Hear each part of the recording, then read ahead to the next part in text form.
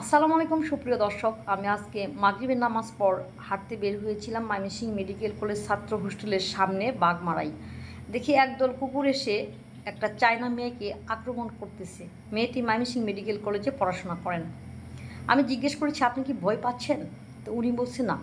মেয়েটি নিজেকে আত্মরক্ষার জন্য কৌশল অবলম্বন করে এবং কুকুরদেরকে আদর করা শুরু করে, বিশেষ করে গলায় এবং শরীরে হাত বুলিয়ে দেয়। আমি প্রথমে ভেবেছিলাম না জানি কামড় দিবে।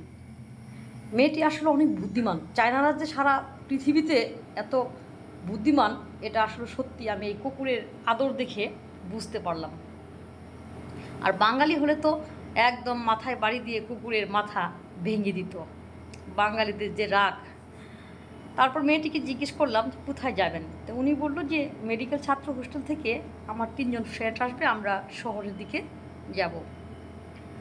তখন তার ফ্রেন্ডেরা আসলো। তারপর মেয়েটি ফ্রেন্ডদের সাথে শহরের দিকে রওনা করে। কুকুরগুলি তখন আস্তে আস্তে ছত্রভঙ্গ হয়ে চলে যায়। ধন্যবাদ, সবাই ভালো থাকবেন।